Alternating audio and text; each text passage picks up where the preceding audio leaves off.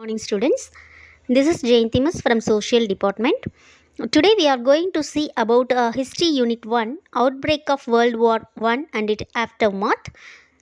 இன்றைக்கி நம்ம 1.4 பார்க்க போகிறோம். லாஸ்ட் வீடியோவில் 1.3 வரைக்கும் பார்த்துருக்கோம். அதில் ஏபிசி பார்த்தோம். இன்றைக்கி 1.4ல் Russian revolution and its impact பார்க்க போகிறோம். Introduction. The biggest outcome of the war, the Russian Revolution, was unique in world history. The socio-political and economic conditions prevailing in Russia were brought to a head by the vast losses and sufferings caused by a war. There were really two revolutions in the year 1917, one in March and another in November. On the abdication of the Tsar, the bourgeois government which followed wanted to continue the war. But the people were against it, so there was a second great uprising under the guidance that leader Lenin, who seized power and established a communist government in Russia. இன்றைக்கி நம்ம 1.4ல் Russian revolution, அதாவது ரஷ்ய புரட்சியும் அதனோட தாக்கத்தையும் நம்ம பார்க்க போகிறோம். இன்ட்ரொடக்ஷனில் முதலுலகப் போரோட மாபெரும் விளைவு பார்த்திங்கன்னா உலக வரலாற்றிலேயே ஒரு தனித்தன்மை கொண்டுதான் இருந்துச்சு. அதில் முக்கியமாக ரஷ்ய புரட்சி தான் அப்படின்னு. முதலுலகப் போரின் காரணமாக ஏற்பட்ட பேரிழப்புகளும் பெருந்துயரங்களும் ரஷ்யாவில் நிலவிய மோசமான சமூக அரசியல் பொருளாதார நிலைகளை அதனுடைய உச்சத்துக்கே கொண்டு போச்சு. 1917 மார்ச் ஒரு நாள், நவம்பரில் இன்னொரு நாளும் ரெண்டு புரட்சிகள் நடந்தது. சார் மன்னர் பதவி விலகியதை தொடர்ந்து ஆட்சி பொறுப்பேற்ற பூஷ்வார்கள் அப்படிங்கிறவங்க போரை தொடர விரும்பினாங்க. ஆனால் மக்கள் அதற்கு எதிராக இருந்தாங்க. அதனால் பார்த்திங்கன்னா அவர்களோட தலைவர் லெனின் வழிகாட்டுதலின்படி இரண்டாவது மாபெரும் புரட்சி மேற்கொண்டாங்க. ஆட்சியை கைப்பற்றிய லெனின் ரஷ்யாவில் கம்யூனிச அரசை நிறுவுறாரு. Causes of the revolution. Social causes. In the Russia, Peter the Great and Catherine II attempted westernization without changing the social conditions. The Russian peasants were serfs tied to lands owned by wealthy Russians. After Russia's defeat in the Crimean War, some reforms were introduced. In 1861, Tsar Alexander II abolished serfdom and emancipated the serfs, but they were not given enough land to subsist. These peasants became the powder keg for the revolution. The laborers and workers whose number had increased on account on industrialization were aggrieved as they got very low wages. அடுத்து நம்ம பார்க்க போகிறது causes of the revolution, புரட்சிக்கான காரணங்கள். அதில் first சமூக காரணங்கள் பார்த்திங்கன்னா, ரஷ்யாவில் மகாபீட்ரும் இரண்டாம் கேத்ரினும் சமூக நிலைமையை மாற்றாமல் ஐரோப்பிய மயமாக்கலை மேற்கொள்ள ஆரம்பித்தாங்க. ரஷ்ய விவசாயிகள் நிலக்கிழார்களுக்கு சொந்தமான நிலங்களில் பண்ணை அடிமைகளாக மாட்டிகிட்டு இருந்தாங்க. கிரிமிய போரில் ரஷ்யா தோல்வடைந்த பின்னால் சில சீர்திருத்தங்கள் அறிமுகம் செய்யப்பட்டுச்சு. 1861 சார் இரண்டாம் அலெக்சாண்டர் பண்ணை அடிமை முறையை ஒழித்து அவங்கள அதிலிருந்து மீட்டார். ஆனால் அவங்க வாழ்வதற்கு போதுமான நிலங்கள் கொடுக்கப்படலை. இந்த விவசாயிகளே புரட்சியின் வெடிமருந்து கிடங்கா மாறுச்சு. நாடு தொழில்மயமானதின் விளைவாக தொழிலாளர்களின் எண்ணிக்கையும் பெருகியிருந்தது. அவங்க பார்த்திங்கன்னா மிக குறைவான ஊதியம் வாங்கினதுனால மனக்குறைவோட இருந்தாங்க அப்படிங்கிறது சோஷியல் காரணம். Role of revolutionaries. The spread of revolutionary ideas among the intelligentsia and their repression by the SAS government made the socialistically inclined students to carry their propaganda to the peasantry. Soon, based on the Marxist philosophy, new ideas began to take shape and a social and democratic labor party was formed. Role of revolutionaries, அதாவது புரட்சிவாதிகளின் பங்கு அப்படின்னு பார்த்தோம்னா, இதே நேரத்தில் அறிவுஜீவிகளிடையே புரட்சிகர கருத்துக்கள் பரவியதை அவர்களை சார் மன்னர்கள் ஒடுக்கியதும் சமதர்ம கொள்கையின் பால் பற்றுக்கொண்ட மாணவர்கள் தங்களோட கருத்துக்களை விவசாயிகளுக்கிடையே பரப்புரை செய்ய வச்சுச்சு. நாளடைவில் இந்த மாணவர்கள் நம்பிக்கை இழந்து பயங்கரவாதத்தை மேற்கொள்ள ஆரம்பித்தாங்க. இந்த பயங்கரவாதம் வளர்ந்து யூதர்கள், போலந்துக்காரர்கள் அப்படின்னு என பல சிறுபான்மை குழுக்களை சேர்ந்தவர்கள் இணைந்ததால் புரட்சிவாத சந்ததிகளின் எண்ணிக்கை பெருகிச்சு. விரைவில் மார்க்சிய சித்தாந்தத்தின் அடிப்படையில் புதிய கருத்துக்கள் வடிவம் கொண்டது. மேலும் சோசலிச ஜனநாயக தொழிலாளர் கட்சியும் உருவாச்சு. Next, autocracy of the Tsar. Tsar Nicholas II of Romanov dynasty had little experience of government. His wife, Tsariana Alexandra, was a dominant personality and Nicholas was under her strong influence. Determined that Russia should not be left out in the scramble for colonial possessions, Nicholas encouraged Russian expansion in Manchuria. This provoked a war with Japan in 1904. The resulting Russian defeat led to strikes and riots. On 22 January 1905, Father Gapon, a priest, organized a march of men, women, and children on the Tsar's Winter Palace in St. Petersburg, demanding a representative national assembly and agrarian and industrial reforms. But police and soldiers fired on the protestant, hundreds were killed and many thousands wounded. The events of this day led to riots, strikes, and violence. Nicholas was forced to grant a constitution and establish a parliament, the Duma. This was no longer satisfactory to the left wing parties that formed a Soviet of workers delegates in St. Petersburg led by Trotsky. Autocracy of Tsar, அதாவது ஜாரின் எதேச்சதிகாரம். சரியா. Romanov வம்சத்தைச் சேர்ந்த sir இரண்டாம் Nicolas அரசு நிர்வாகத்தில் குறைவான அனுபவமே கொண்டிருந்தார். அவருடைய மனைவி சாரினா அலெக்சாண்ட்ரா ஆதிக்க மனோபாவம் கொண்ட ஆளுமையாக இருந்ததால் நிக்கோலஸ் அவரோட செல்வாக்குக்கு உட்பட்டிருந்தாங்க. நிக்கோலஸ் தனது அமைச்சர்களில் பலரை அவர் நம்பவே இல்லை. அவர் துதிப்பாடிகள் அவரை சுற்றிலும் எல்லாருமே அவரை பாராட்டுறவங்களா சுற்றி சூழப்பட்டிருந்தார். காலனிகளை கைப்பற்றும் போட்டியில் விடுபட்டு போய்விடக்கூடாது என்பதற்காக மஞ்சூரியாவில் ரஷ்யாவின் விரிவாக்கத்தை ஊக்குவித்தார். இது 1904 ஜப்பானோடு போரிட தூண்டுச்சு. இந்த போரில் ரஷ்யா அடைந்த தோல்வி வேலை நிறுத்தங்களுக்கும் கலகங்களுக்கும் இட்டு சென்றது. சார் எதிர்ப்பு மேலும் வளர்ந்தது. 1905 ஜனவரி 22ஆம் நாளன்று கபூன் அப்படிங்கிற பாதிரியார் ஆண்கள், பெண்கள், குழந்தைகள் பங்கேற்ற பேரணியை புனித பீட்டர்ஸ்பர்க் நகரில் உள்ள அரசரின் குளிர்கால அரண்மனையை நோக்கி நடத்தி சென்றார். மக்கள் பிரதிநிதிகளை கொண்ட தேசிய சட்டமன்றம், வேளாண் தொழில்துறைகளில் சீர்திருத்தங்கள் என்பவையே அவர்களோட கோரிக்கையாக இருந்துச்சு. ஆனால் காவல்துறையும் இராணுவமும் துப்பாக்கி சூடு நடத்துச்சு. நூற்றுக்கணக்கான மக்கள் அதில் பார்த்திங்கன்னா கொல்லப்பட்டாங்க. பல்லாயிரக்கணக்கானவர்கள் காயமடைந்தாங்க. குருதி ஞாயிறு என்றழைக்கப்பட்ட இந்த நாளில் நடந்த நிகழ்வுகள் வேலை நிறுத்தம், கலகம், வன்முறை இது எல்லாத்துக்குமே இட்டு சென்றது. ஒரு வன்முறை நிகழ்வில் மாஸ்கோவின் ஆளுநராக பதவி வகித்த ஜாரின் மாமா ஒரு கும்பலால் கொல்லப்படுறாரு. சார் நிக்கோலஸ் ஒரு அரசியல் அமைப்பை வழங்கி டூமா என்னும் நாடாளுமன்றத்தை நிறுவும் கட்டாயத்துக்குள்ளானார். ஆனால் இடதுசாரி கட்சிகளுக்கு இது மனநிறைவு அளிக்கவே இல்லை. ஸோ அவங்க பார்த்திங்கன்னா தொழிலாளர்களின் பிரதிநிதிகள் அடங்கிய சோவியத் குழு அப்படிங்கிற ஒரு அமைப்பை பீட்டர்ஸ்பர்கில் நிறுவுறார். ட்ராஸ்கி அதன் தலைவராகிறாரு. மற்ற நகரங்கள்லேயும் இதே போலவே அமைப்புகள் நிறுவப்பட்டுச்சு. நடுத்தர வர்க்கத்தை சேர்ந்தோருக்கும் டூமாவில் இடமளிக்கப்பட்டதால் மிதவாதிகள் அரசின் கொள்கைகளை ஆதரித்தாங்க. ஆனால் இடதுசாரி அணியினர் தங்களோட எதிர்ப்பை தொடர்ந்து பண்ணிகிட்டே தான் இருந்தாங்க. Next, opposition to tsar and dissolution of Duma. The outbreak of the First World War had temporarily strengthened the monarchy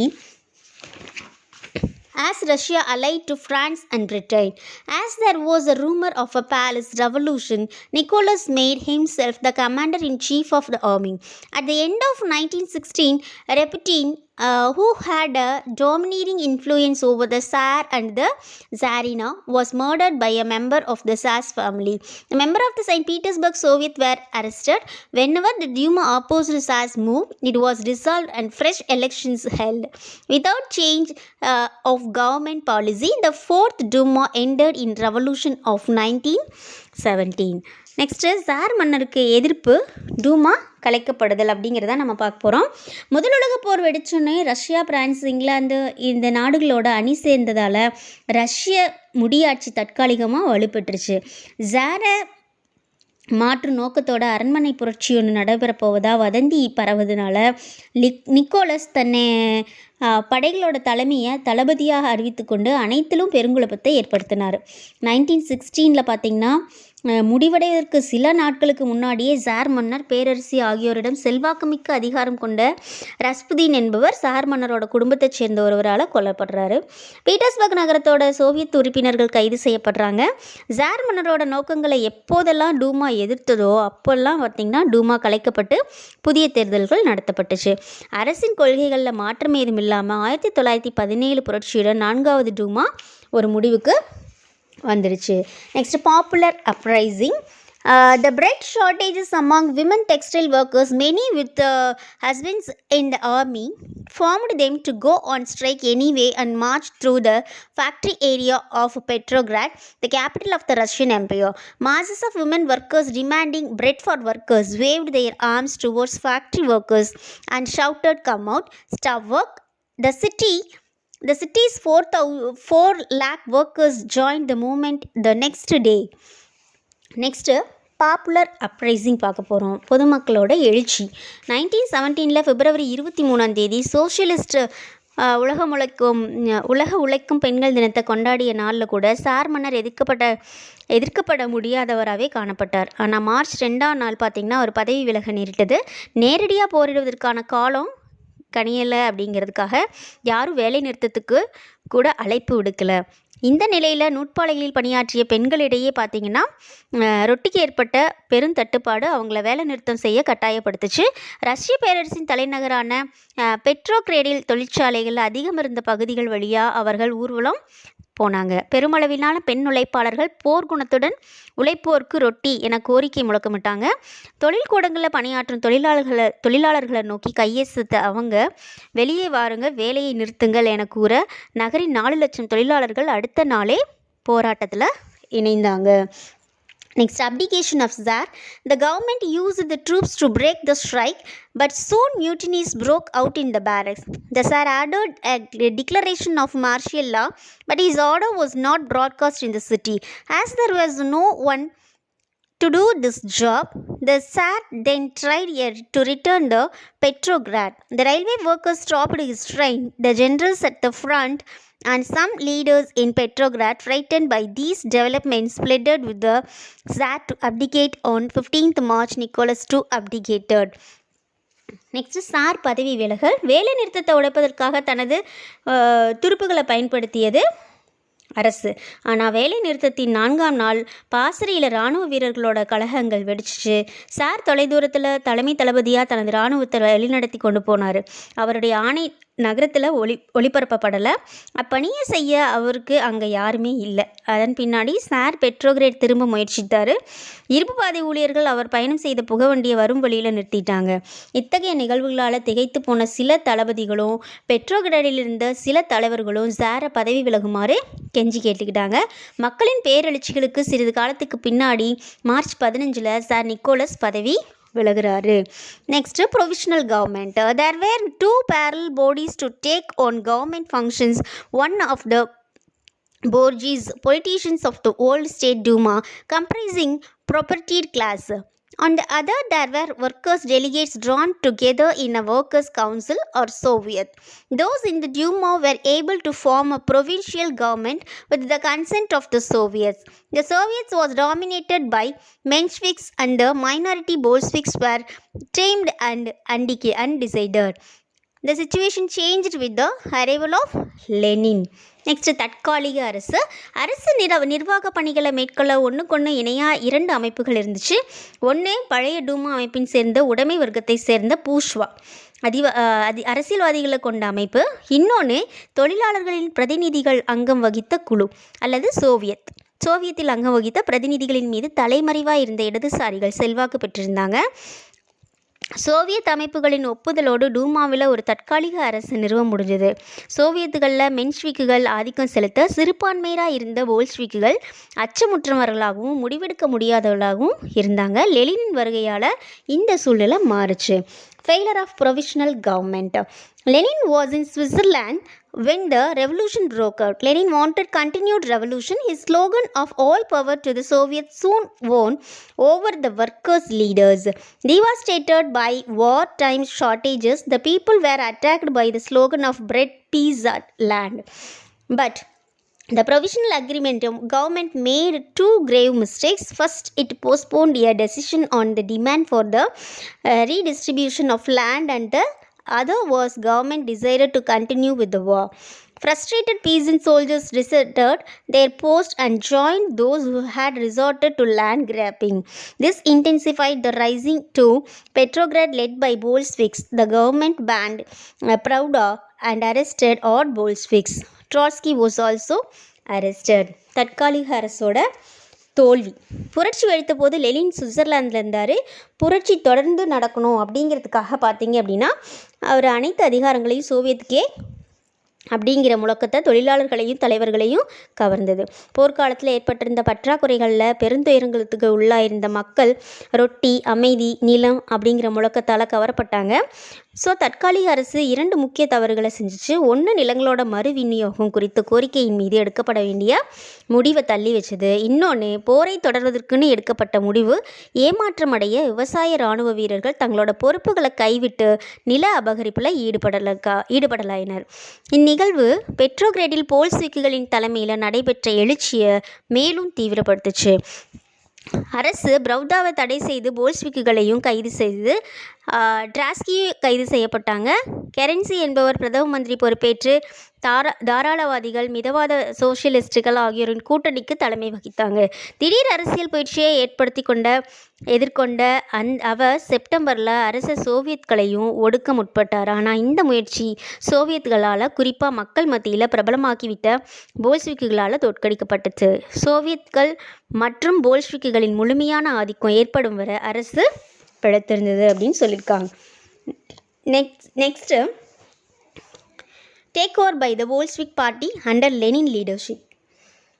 Next, in October, Lenin persuaded the Bolshevik Central Committee to decide on immediate revolution. Trotsky prepared a detailed plan. On 7th November, the key government building, including the Winter Palace, the Prime Minister's headquarters, were seized by armed factory workers and revolutionary troops. On 8th November 1917, a new communist government was in office in Russia. Its head this time was Lenin. The Bolshevik party was renamed the Russian Communist Party. Lenin தலைமையில் Bolshevik கட்சி ஆட்சியை கைப்பற்றுறது. அக்டோபரில் பார்த்திங்கன்னா Lenin Bolshevik கட்சியில் மத்திய குழுவை உடனடி புரட்சி குறித்து முடிவு செய்ய கேட்டுக்கிட்டார். டிராஸ்கி ஒரு விரிவான திட்டத்தை தயாரித்தார்.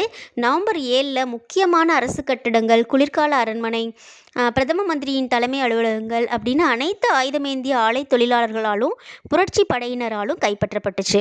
1917 நவம்பர் 8 ரஷ்யாவில் புதிய கம்யூனிஸ்ட் அரசு ஆட்சி பொறுப்பேற்றுச்சு. போல்ஸ்விக் கட்சிக்கு ரஷ்ய கம்யூனிஸ்ட் கட்சி அப்படிங்கிற ஒரு புது பேர் இடப்பட்டுச்சு. Next, outcome of the revolution. The Russian Communist Party eliminated illiteracy and poverty in Russia within a record time. Russian industry and agriculture developed remarkably.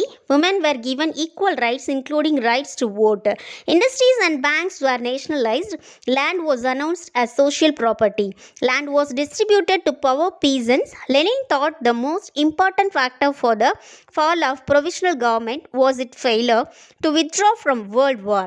So Lenin immediately appealed for peace. Unmindful of the harsh terms dictated by the central powers, Lenin opted for withdrawing from the war to concentrate on the formation of the new government.